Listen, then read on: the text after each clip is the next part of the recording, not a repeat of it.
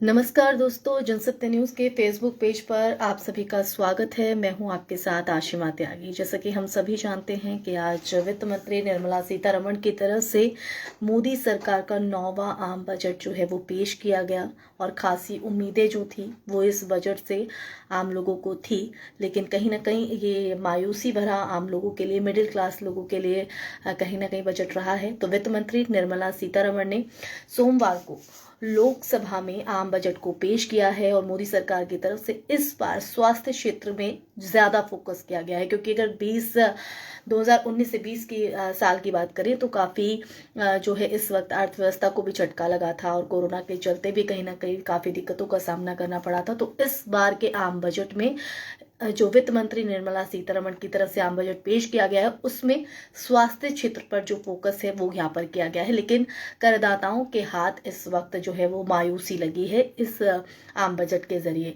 तो tax slab में किसी तरह का बदलाव नहीं हुआ है। बजट में निर्मला सीतारमण की तरफ से जो ऐलान किए गए हैं वो अब मैं आपको जनसत्या न्यूज़ पर बताऊंगी, क्योंकि और आप लोग भी हमारे साथ जुड़िएगा फेसबुक लाइव पर। और जिस तरह से ये आम बजट पेश किया गया है उस बजट को आप किस तरह से देखते हैं? क्या ये आम लोगों की उम्मीदों पर, जो उम्मीद यहाँ पर की जा रही थी, क्योंकि लगातार हर साल कई सालों से ये मांग हो रही थी कि 2.5 लाख से बढ़ाकर 5 लाख जो आयकर है वो यहाँ पर किया जाए, तो ऐसे में उनको कहीं ना कहीं मायूसी इस बार हाथ लगी है। तो मोबाइल उपकरण पर कस्टम ड्यूटी को बढ़ाया गया है। तो वित्त मंत्री निर्मला सीतारमण ने ऐलान किया है कि मोबाइल उपकरण पर कस्टम ड्यूटी को बढ़ा दिया गया है और अब इसे 2.5% तक किया गया है। तो हालांकि कॉपर और स्टील में जो ड्यूटी को घटाया गया है और वित्त मंत्री ने ये ऐलान किया है कि सोना चांदी जो ज़्यादा इनको प्रेफर करते हैं, जो ज़्यादा इनको पहनते हैं, उनके लिए कस्टम ड्यूटी को घटाया गया है और 1 अक्टूबर से देश में नई कस्टम नीति जो है वो इस आम बजट के पेश होने के बाद लागू हो जाएगी। तो 1 अक्टूबर से देश में नई कस्टम नीति जो है वो लागू होने जा रही है। तो ऐसे में सोना चांदी की जो आभूषण है उन पर कस्टम ड्यूटी को घटाया गया है। तो वहीं टैक्स स्लैब के लिए निर्मला सीतारमण ने जो ऐलान किया है वो भी मैं आपको बता देती हूँ। जनसत्य न्यूज़ पर हम लगातार आपको अपडेट दे रहे हैं आम बजट को लेकर। और इस आम बजट से आपको क्या आप लोगों को लगता है इस आम बजट को देखकर और जो उम्मीदें आप लोगों की तरफ से की जा रही थी, क्या उस उम्मीदों पर खरा उतर पा रहा है? तो कई ऐलान जो है रेलवे को लेकर भी बड़े बड़े ऐलान जो है वो किए गए हैं वित्त मंत्री की तरफ से। और ऐसे में कई राज्यों में विधानसभा चुनाव हैं, तो उसको देखते हुए भी बड़ी घोषणाएं जो हैं उन राज्यों के लिए भी की गई है, चाहे वो केरल हो, तमिलनाडु हो, बंगाल हो। तो ये बड़े बड़े ऐलान हैं वो किए गए हैं, उस पर भी हम बात करेंगे। लेकिन जिस तरह से 2019 से 20 साल की बात करें तो काफी राजस्व को घाटा हुआ है। तो राज्य कोषीय घाटे पर भी निर्मला सीतारमण है वो अपनी बात रखती नजर आई थी।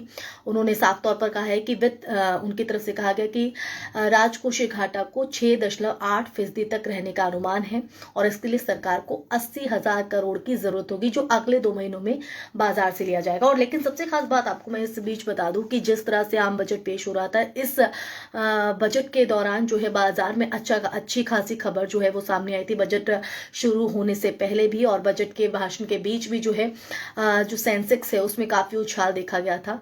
तो राहत भरी खबर कहीं ना कहीं दिखाई दी थी। तो खुद सरकार ने भी और वित्त मंत्री निर्मला सीतारमण भी ये मानती आई थी कि राजकोषीय घाटा जो है वो काफी हुआ था, अर्थव्यवस्था को जिस तरह से झटका लगा है। और जो 5 ट्रिलियन का लक्ष्य मोदी सरकार की तरफ से रखा गया है 2024 से 25 के लिए, उसको भी कहीं ना कहीं पूरा करने के तौर पर इस आम बजट को जो देखा जा रहा है।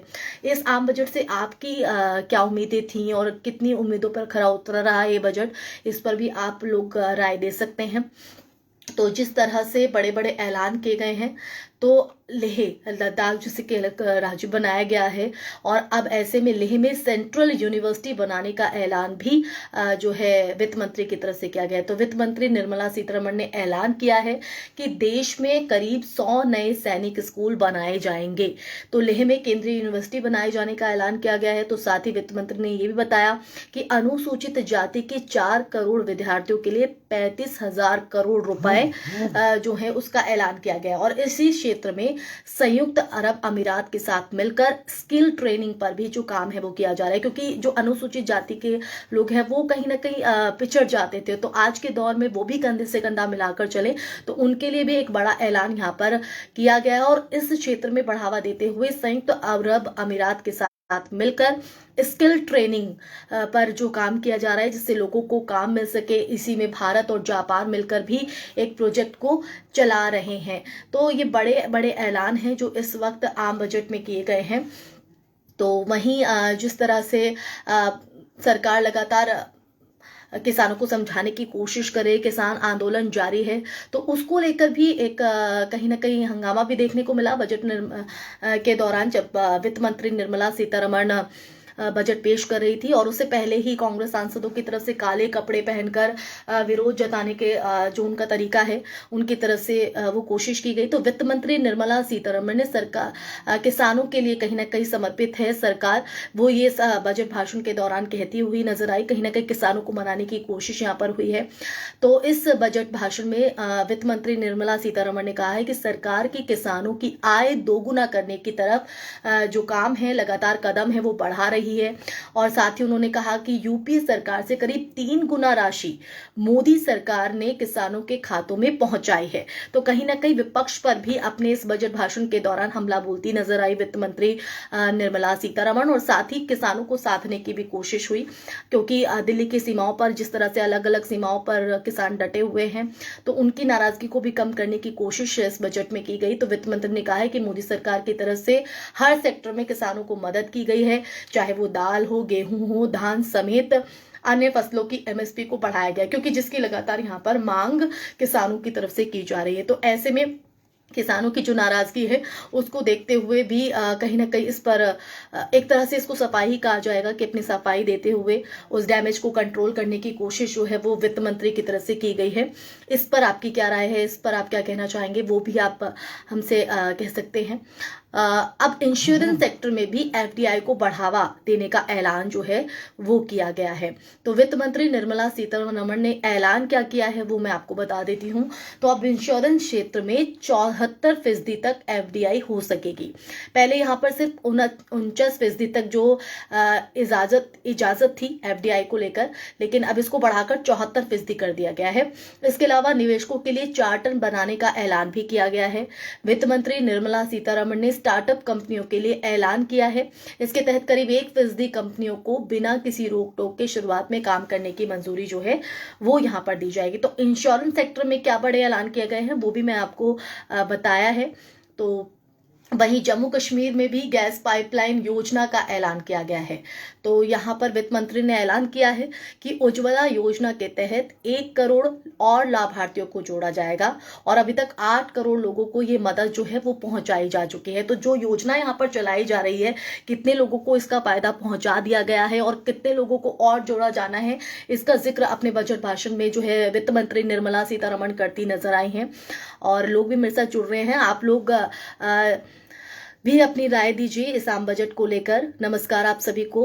और जिस तरह से ऐलान हुआ है उस ऐलान को आप किस तरह से देखते हैं, तो आप लोग भी अपनी राय दे सकते हैं इस पर। तो जम्मू कश्मीर के लिए ये बड़ा ऐलान हुआ है, इसमें 1 करोड़ और लाभार्थियों को जो है गैस पाइपलाइन योजना के तहत जोड़ा जाएगा। तो जम्मू कश्मीर में भी गैस पाइपलाइन योजना की जो शुरुआत है वो की जाएगी। तो लगातार जिस तरह से कोशिश हो रही है कि गाँवों तक भी गैस सिलेंडर पहुंचाया जाए, तो उसके तहत अब जम्मू कश्मीर में भी ये योजना की शुरुआत की जाएगी, जिसमें 1 करोड़ लाभार्थियों को जो है वो जोड़ा जाएगा।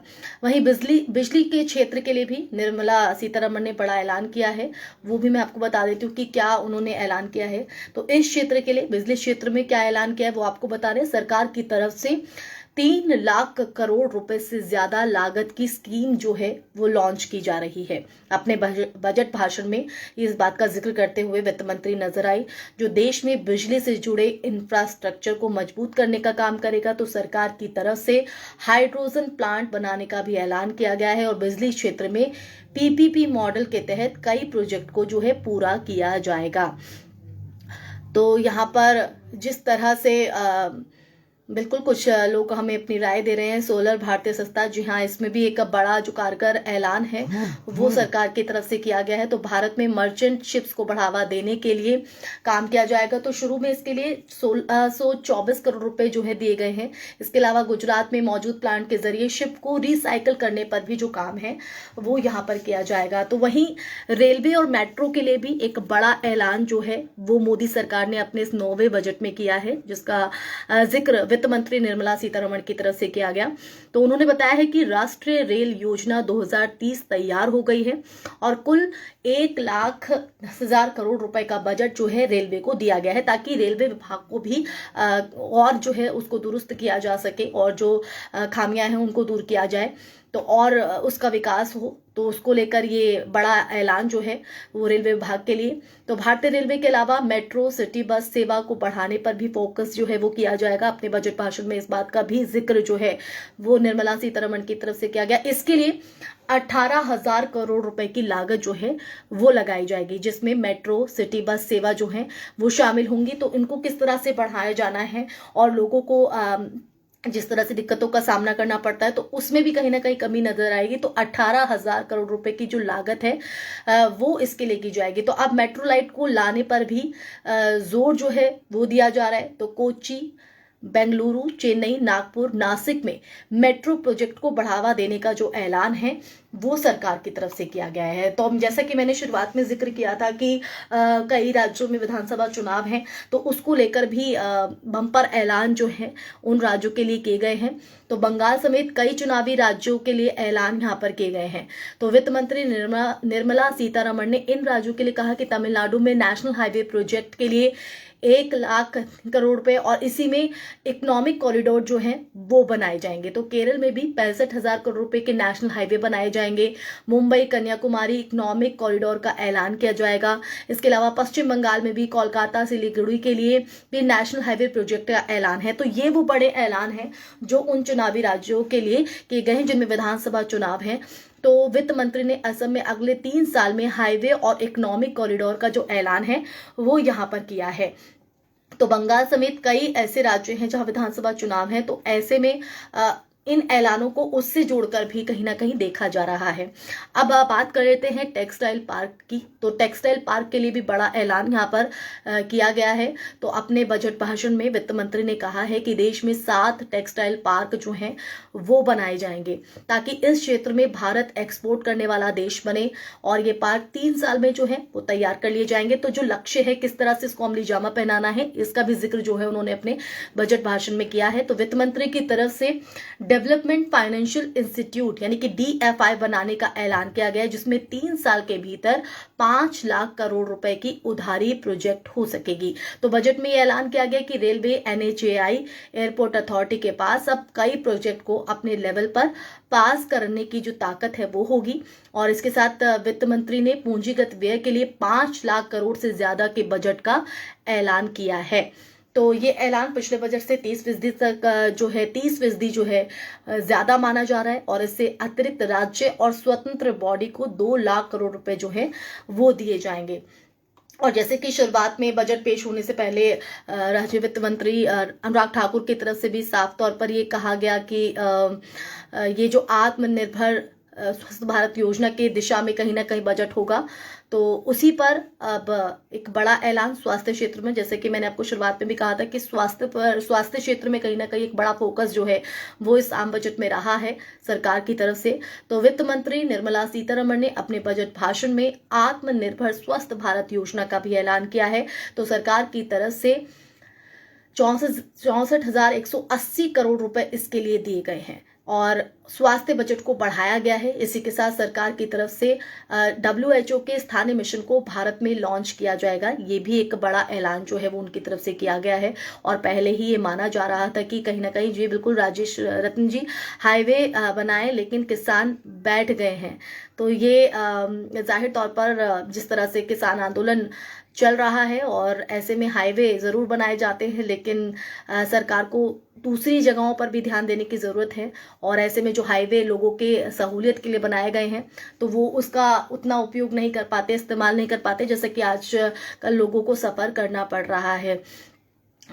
तो जिस तरह से यहाँ पर मैं बात कर रही हूँ आम बजट को लेकर, तो आत्मनिर्भर स्वस्थ भारत योजना के लिए क्या ऐलान किए गए वो आपको बता रही हूँ। तो वित्त मंत्री निर्मला सीतारमण ने स्वच्छ भारत मिशन को आगे बढ़ाने का जो ऐलान है वो किया है, जिसके तहत शहरों में अमृत योजना को आगे बढ़ाया जाएगा और इसके लिए 2,87,000 करोड़ रुपए जो है वो जारी किए गए हैं। तो इसी के साथ वित्त मंत्री की तरफ से मिशन पोषण 2.0 का भी ऐलान किया गया है। तो निर्मला सीतारमण की तरफ से कोरोना वैक्सीन के लिए 35,000 करोड़ रुपए का ऐलान किया गया है, क्योंकि इस वक्त वैक्सीनेशन की प्रक्रिया जो है वो लगातार जारी है और जो पहला जो राउंड है उसमें जो फ्रंट लाइनर है उनको वैक्सीन जो है वो दी जा रही है। और ऐसे में जिस जंग से पूरा देश निपट रहा है, हालांकि अब अंतिम दौर में है, तो उसके लिए भी एक बड़ा ऐलान जो है वित्त मंत्री की तरफ से किया गया है। उनकी तरफ से कहा गया है कि कोरोना वैक्सीन के लिए 35,000 करोड़ रुपए का ऐलान जो है वो खर्च किए जाएंगे। तो वित्त मंत्री ने बताया कि स्वास्थ्य क्षेत्र के लिए बजट को 137% तक बढ़ाया गया है। तो इस बार जो कहीं ना कहीं फोकस जो है इस बार स्वास्थ्य क्षेत्र पर देखा गया है। लेकिन इस बजट भाषण के बीच जो है खुद वित्त मंत्री निर्मला सीतारमण ने भी माना है कि मुश्किल वक्त में है ग्लोबल इकोनॉमी, तो इससे भी उबरने की एक चुनौती है। तो उसको देखते हुए भी वित्त मंत्री निर्मला सीतारमण ने कहा कि इस बार का बजट डिजिटल बजट है और ये ऐसे वक्त में आ रहा है जब देश की जीडीपी लगातार 2 बार माइनस में गई हो। तो वो खुद भी इस चीज को मानती आई है कि कहीं ना कहीं जो ग्लोबल इकोनॉमी है वो मुश्किल दौर से जो गुजर रही है, लेकिन ये ग्लोबल इकोनॉमी के साथ ऐसा ही हुआ है। साल 2021 ऐतिहासिक साल होने जा रहा है जिस पर देश की नजर है। तो मुश्किल के इस वक्त में भी मोदी सरकार का फोकस किसानों की आय दुगनी करने, विकास की रफ्तार को बढ़ाने और आम लोगों को सहायता पहुंचाने पर है। तो ये वो लक्ष्य है जिसके तहत ये आम बजट जो है वो वित्त मंत्री की तरफ से पेश किया गया है। तो जिस तरह से वित्त मंत्री ने अपना भाषण शुरू किया तो उन्होंने साफ तौर पर कहा, और जिस तरह से वो बजट पेश करती है तो विपक्ष की तरफ से पहले ही ये साफ कर दिया गया था कि वो कहीं ना कहीं नाराजगी को जाहिर करते नजर आएंगे। तो इस दौरान विपक्षी जो सांसद हैं उनकी तरफ से लगातार नारेबाजी की गई और उन्होंने कहा, निर्मला सीतारमण ने कहा कि पिछला साल देश के लिए काफी मुश्किलों भरा रहा है और ऐसे में ये बजट ऐसे वक्त में आ रहा है जब काफी संकट है। तो कोरोना काल के वक्त पीएम मोदी की तरफ से गरीबों को गैस राशन की व्यवस्था भी दी गई है। तो जो जिस काल से हम गुजरे, जिस संकट से हम गुजरे, तो सरकार की तरफ से क्या कुछ मदद यहाँ पर की गई, क्या कुछ योजनाएं चलाई गई और कैसे लोगों को आत्मनिर्भर बनाने की कोशिश हुई, तो इसका भी जिक्र करते हुए नजर आए। लेकिन कहीं ना कहीं विपक्ष में कहीं ना कहीं नाराजगी जो है वो यहाँ पर देखने को मिली थी। तो आज आम बजट जो है वो वित्त मंत्री की तरफ से पेश किया गया है और जिस तरह से लगातार वाहन स्क्रैप पॉलिसी के लिए भी उन्होंने ऐलान किया है कि 20 साल पुरानी जो निजी गाड़ियां हैं उनको हटाया जाएगा। तो इस बारे में भी मैं आपको थोड़ी बहुत जानकारी देना चाहूँगी। तो जिस तरह से आम बजट पेश हुआ है उसके बाद कहीं ना कहीं जो मिडिल क्लास लोग हैं वो कहीं ना कहीं अपने आप को ठगा सा महसूस कर रहे हैं, क्योंकि काफ़ी उम्मीदें उनको यहाँ पर थी और जो लगातार कई सालों से ये मांग की जा रही थी कि 2.5 लाख से बढ़ाकर 5 लाख जो है वो आयकर को किया जाना चाहिए, जो सालाना इनकम है उसमें छूट मिलनी चाहिए। लेकिन उसमें कहीं ना कहीं वो उम्मीद पूरी करती हुई सरकार नजर नहीं आई है। तो वाहन स्क्रैप पॉलिसी को लेकर क्या ऐलान किया गया है वो आपको मैं बता रही हूँ। तो 20 साल पुरानी जो निजी गाड़ियां हैं उनको हटाया जाएगा। तो वित्त मंत्री निर्मला सीतारमण ने आम बजट 2021 से 22 में पुराने वाहनों को सड़कों से हटाने के लिए स्क्रैप पॉलिसी की घोषणा की है। तो देश में प्रदूषण की बढ़ती समस्या के मद्देनजर सरकार ये पॉलिसी लाई है। उन्होंने ये साफ किया है कि जिस तरह से प्रदूषण फैल रहा है उसको कंट्रोल करने के लिए जो 20 साल पुरानी निजी गाड़ियां हैं उनको हटाया जाएगा। हालांकि अभी इसकी विस्तृत जानकारी जो है वो अभी आना बाकी है, लेकिन गाड़ियों की कीमत 30% तक जो है वो कम होंगी। पुरानी सरकारी गाड़ियों को हटाया जाएगा जल्द और 15 साल पुराने जो कमर्शियल वाहन हैं वो भी हटाए जाएंगे। तो कहीं ना कहीं ये जो बढ़ते प्रदूषण को देखते हुए सरकार की तरफ से जो कदम है वो उठाया जा रहा है। तो प्रदूषण से राहत कहीं ना कहीं इस कदम से मिलती हुई नजर आएगी।